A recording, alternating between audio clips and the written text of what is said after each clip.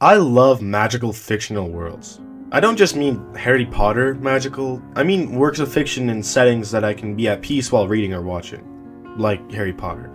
Ghibli movies, Zelda games, a bunch of other stuff, you get the idea. But the problem with many fictional pieces like this is that they seem better than real life most of the time. Sure, they have some kind of threat, but in general they seem more vibrant or more colorful or overall just better than real life. When I first played Breath of the Wild, I found myself staying at Kakariko Village a lot, which was the first village I ended up finding. Throughout my first playthrough, I always came back to Kakariko Village for no real reason other than to just hang out and talk to the NPCs, even though their dialogue was unrealistic and weird. And while this was fun, it made going outside and touching grass seem less fun. Well, there's no solution to this.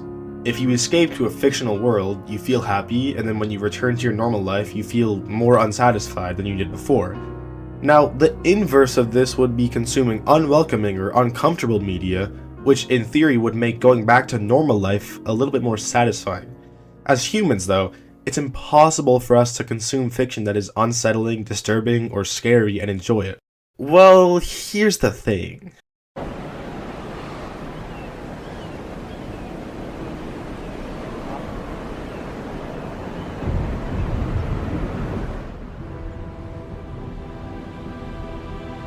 Horror films, dark fantasy, grimdark, these are all things that many humans enjoy. But why do people enjoy it?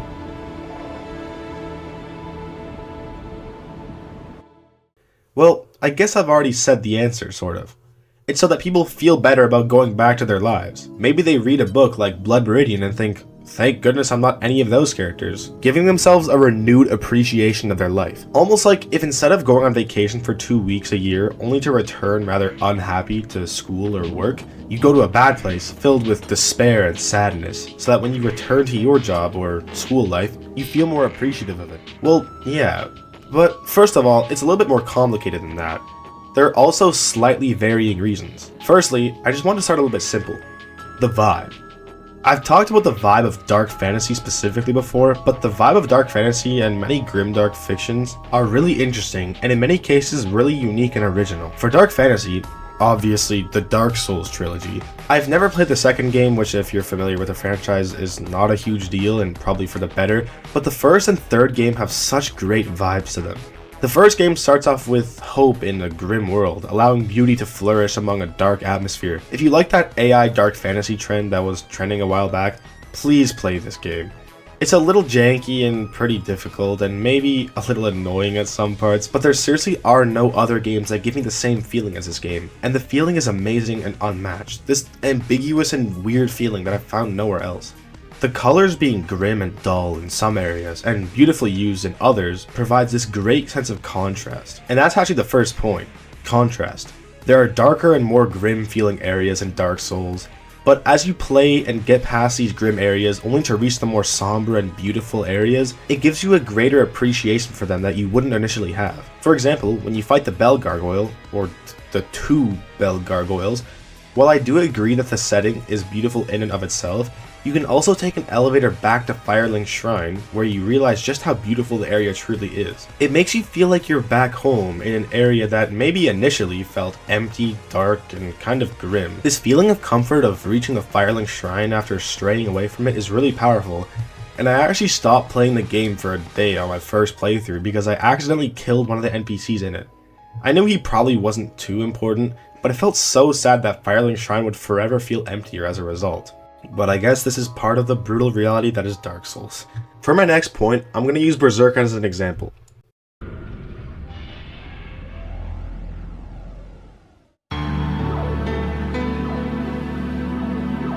Probably the most influential piece of fiction for dark fantasy in the modern era. Berserk is genuinely beautiful, and that's a cold take, I guess. Each book is an art museum. It is also filled with a lot of violence and suffering. Plenty of people dying in brutal ways and plenty of miserable lives. Then why is Berserk so beloved if there's so much suffering and misery in it? The art style, let's be honest. But the point I'm making for Berserk is that you see all these suffering souls, like in the Abyss for example, which is kind of ambiguous but basically seen as a swirl of torment, like a hell. And tying back to what I said at the beginning of the video, after reading and seeing all these suffering souls, returning back to your life feels almost like a breath of fresh air. Yeah, the art and the vibe is amazing, but we feel more appreciative of our life after reading. One thing I would like to mention is that it doesn't always work this way, or at least I can't guarantee it does.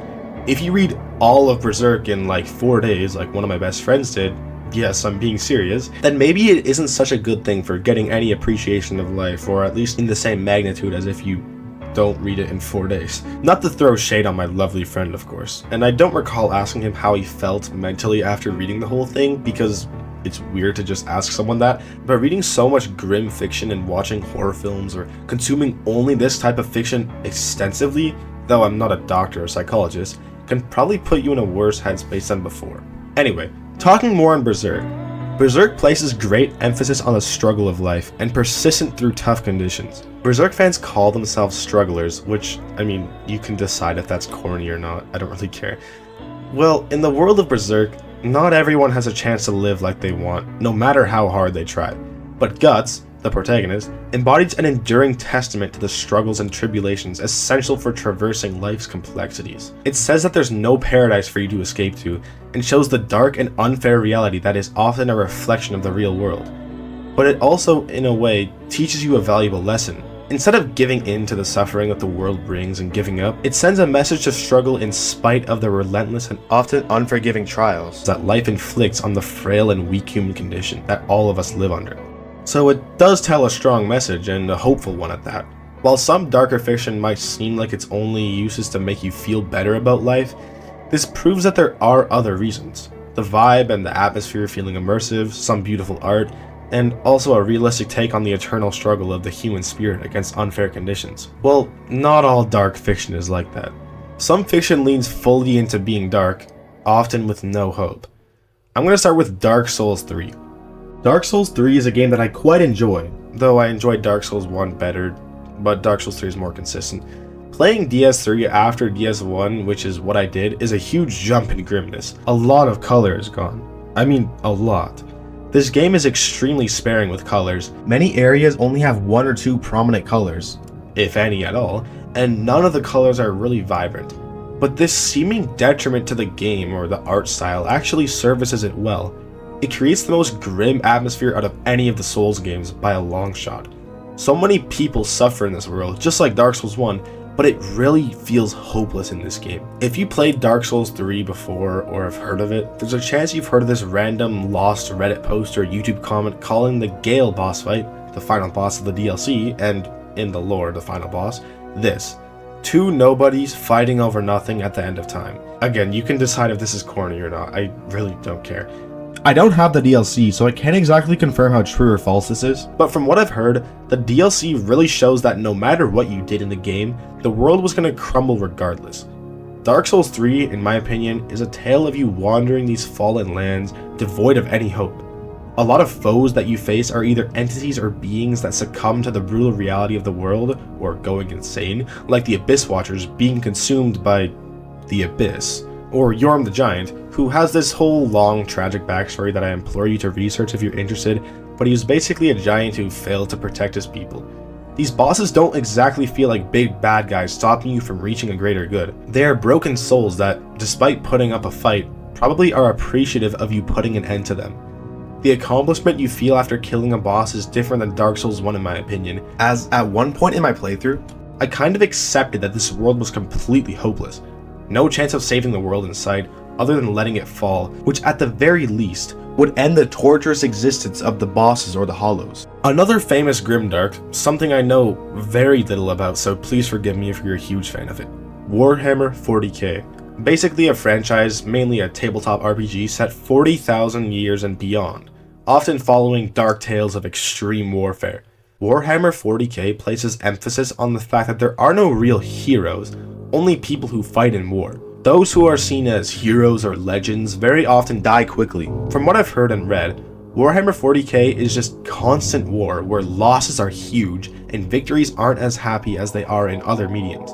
Some people say it's a more accurate representation of real life or more realistic, Others say it's simply more interesting to indulge in a story with no tropes and just pure chaos. These stories bargain for a more comprehensive explanation as to why people actually like them. Yes, it may be more accurate or more realistic, and yes, it's different from the others, and it is a prime example of after you play it or read it, you feel more grateful about your life, but there's more. Indulging in media like Warhammer or Dark Souls 3 or Cormac McCarthy or any story like this gathers so many people, so much attention.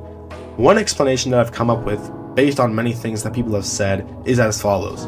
People consume grimdark or just disturbing media in general because the fact that you're able to watch this or read this or look at this makes you feel immortal. It makes you feel like you're cheating death by peering through the window to a world locked within a cellar. It immerses you in what it's like to be in such a world, full of suffering and unfairness, or unrelenting war or despair. It kind of is a dark explanation, I will admit. It's like being in a world full of suffering just to feel better about your life, in a selfish manner, sort of. Kind of like the stereotype of rich people liking to pretend they are poor, or people who inherited their wealth liking to pretend they know what labor truly is like. They immerse themselves in a position, almost like a bad dream, then wake up. Kind of like when you have those dreams where you completely ruin your life, and then wake up and feel immense gratitude that it was just a dream. I did mention that it's almost selfish to walk the lands of Dark Souls. What I mean is that while Dark Souls is beautiful, you feel freedom that you're able to leave this bad dream, while the souls within it are stuck, remaining so forever. Thank you so much for watching. If you enjoyed this video, please consider checking out my other content, and if you enjoyed, consider subscribing. And if you have anything else to add, I implore you to leave a comment down below. Thank you all, and I'll see you in the next peak stasis video.